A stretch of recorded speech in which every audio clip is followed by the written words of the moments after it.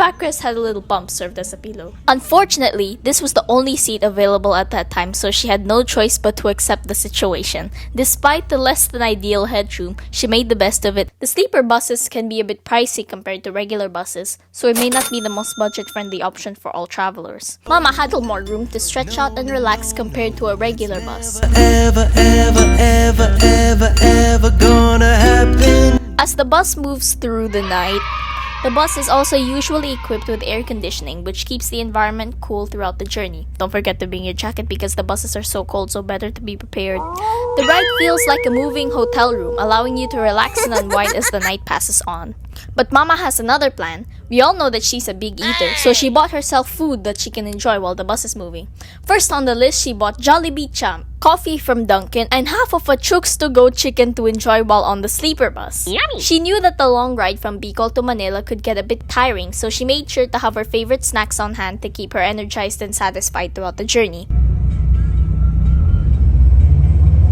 The bus made its first step along the way, a break that allowed passengers to stretch their legs and grab a bite. Mama quickly got off and headed for the ladies' toilet, eager for a brief respite and also to do her business.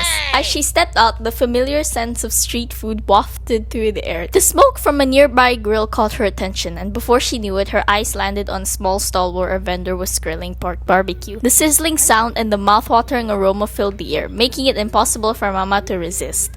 The reddish-brown skewers of pork glistening with sauce looked incredibly appetizing, and the sight alone was enough to make her stomach growl. Mama walked over to the vendor and ordered a skewer of the barbecue, eager to satisfy her cravings. As she returned to the bus, Mama couldn't resist taking a bite of the tender barbecue. The smoky flavor lingered on her tongue. For a little variety, she also had half of a Chooks to go chicken. Chooks to Go specializes in roasted chicken that's both tender and flavorful. Their signature dish, the roasted chicken, I just said it earlier, is perfectly seasoned with a blend of spices, providing a satisfying smoky taste. The chicken is consistently cooked to a golden brown, maintaining juiciness on the inside. As she unwrapped the burger, the delicious smell made her even more excited. The Jollibee Champ, with its juicy beef patty, cheese, and special sauce. She took her first bite, and the combination of tender beef, crispy lettuce, and flavorful condiments exploded in her mouth. The balance of textures and flavors was impeccable, and each bite seemed to offer a little more satisfaction than the last. It was the kind of meal that made every bite satisfying. Along with her champ, she had a warm cup of coffee from Dunkin'. I don't think so. No.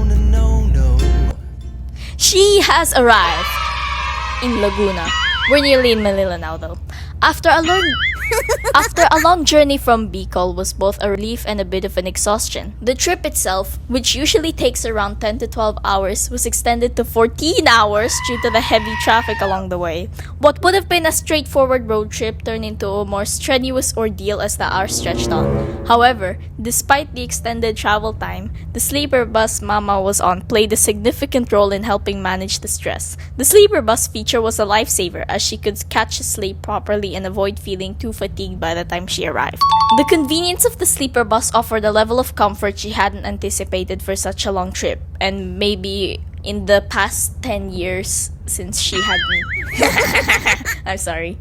It allowed her to unwind and ease the physical strain of the journey. While the road was long, she appreciated the ability to lie back and relax as much as possible, especially when the traffic slowed her down further because I was in Bicol. It made the whole experience far less stressful, and she could mentally prepare herself for the busy city ahead.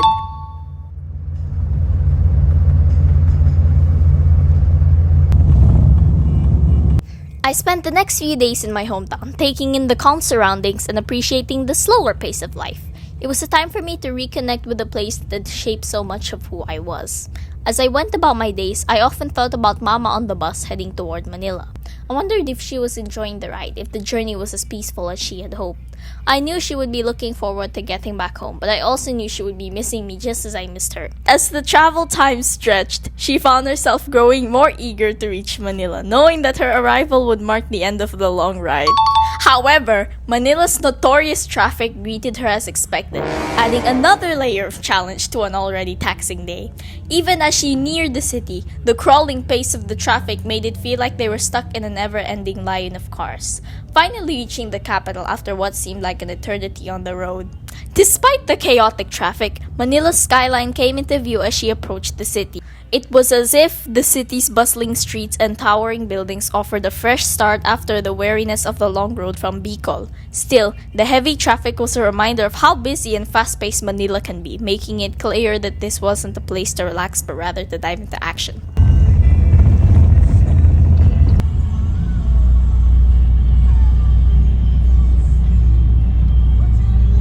When she finally stepped off the sleeper bus and into the heart of Manila, specifically Cubao, she was immediately hit with a wave of nostalgia, greeted her as the early morning sun cast a warm glow over the bustling streets. The malls were already open with the bright lights reflecting off their glass exteriors, taking in the sights and sounds of Cubao that had once been her go-to places. The area still held the same energy, with its reputation as a shopping district very much intact. As she walked into one of the malls, the memories of her past life in Cubao began to flood back. It was once her go-to place for everything, from casual window shopping to hunting for the best deals in the countless stores that lined the streets. And it was easy to see why Cubao had earned its reputation as one of the city's prime retail spots.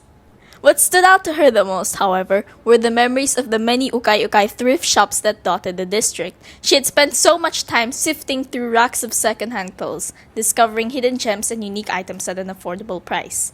Cubao had also seen the rise of new residential and office buildings that reflect the growing demand for urban living and workspace. So if you're liking this video, please follow or subscribe, hit the bell icon, share, like this video, and comment down below. See you in the next videos, my dear repeaters! Bye-bye to all my repeaters. That is all from COOKreapEAT.